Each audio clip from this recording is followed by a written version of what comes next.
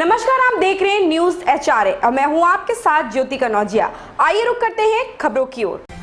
उत्तर प्रदेश के मुख्यमंत्री योगी आदित्यनाथ अपने 7 जिलों के दौरे के कार्यक्रम के तहत बुधवार को गौतम बुद्ध नगर पहुंचे। आज सीएम ग्रेटर नोएडा के दादरी पहुंचे और यहां उन्होंने सम्राट मिहिर भोज की प्रतिमा का अनावरण किया। हालांकि उनके दौरे से पहले से ही मिहिर भोज के वंशज होने का दावा करने वाले राजपूतों और गुर्जरों में गतिरोध बुधवार को भी जारी रहा। यहां सीएम योगी ने एक जनसभा को भी संबोधित किया।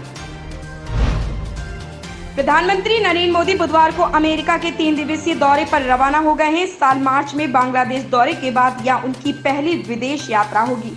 अपने इस दौरे में पीएम वाशिंगटन में अमेरिकी राष्ट्रपति जो बाइडेन से मुलाकात करेंगे, जबकि न्यूयॉर्क में संयुक्त राष्ट्र महासभा और जलवायु परिवर्तन से जुड़े एक कार्यक्रम में हिस्सा लेंगे।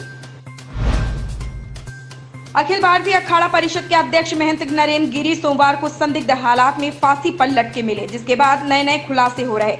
मंगलवार को मीडिया में नरेंद्र मोदी का सुसाइड नोट भी जारी कर दिया गया है। इसमें नरेंद्र गिरी ने अपने शिष्य आनंद गिरी पर आरोप लगाया है। आपको बता दें कि महंत नरेंद्र गिरी की संदिग्ध हाल में मौत मामले में दर्ज एफआईआर में भी आनंद गिरी पर संगीन आरोप लगाए हैं।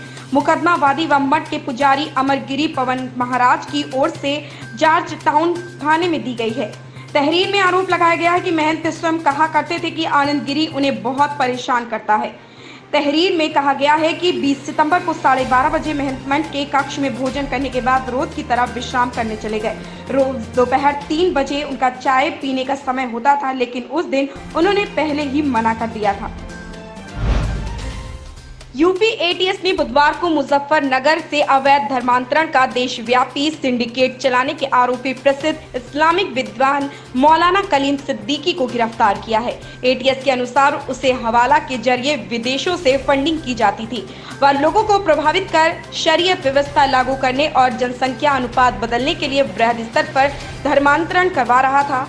एटीएस के अधिकारियों ने बताया कि मौलाना की संदिग्ध गतिविधियों को देखते हुए उस पर लंबे समय से नजर रखी जा रही थी।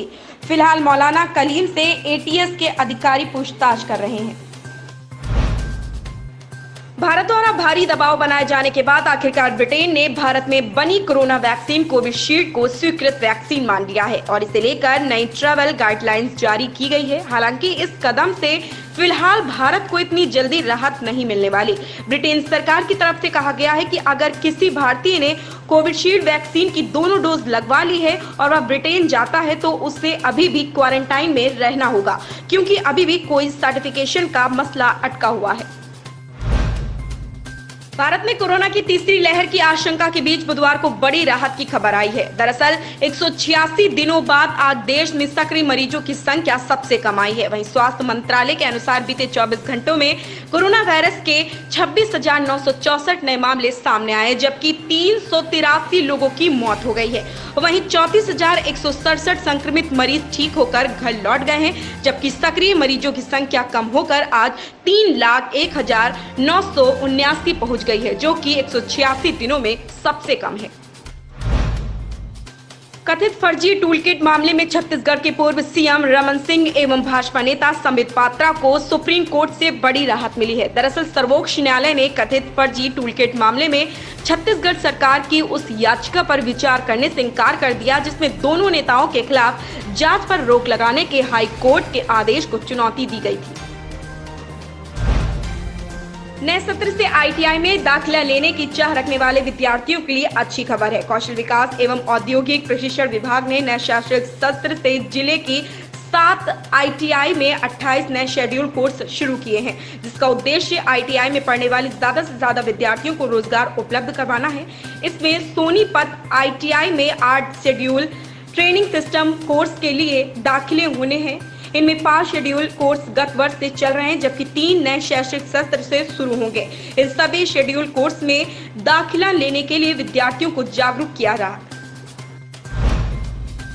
मेरठ में हत्यारोपी प्रेमी समीर ने सिर्फ 5 मिनट में प्रेमिका और उसके पति को मौत के घाट उतारा।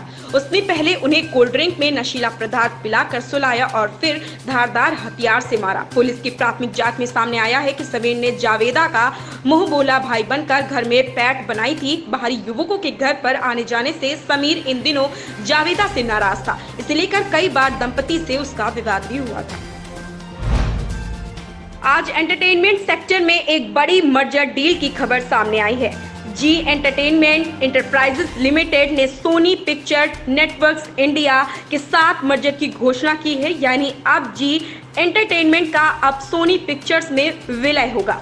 कंपनी ने एक एक्सचेंज फाइलिंग में जानकारी दी है कि सोनी 1.57 अरब डॉलर यानी करीब 11,500 करोड़ रुपए का निवेश करेगा और विलय के बाद इसके पास 52.93% की नियंत्रक हिस्सेदारी होगी। वहीं जी लिमिटेड के शेयर धारकों के पास 47.7% हिस्सेदारी होगी। निवेश की रकम का इस्तेमाल ग्रोथ के लिए किया जाएगा। खबरों में बस इतना ही। धन्यवाद।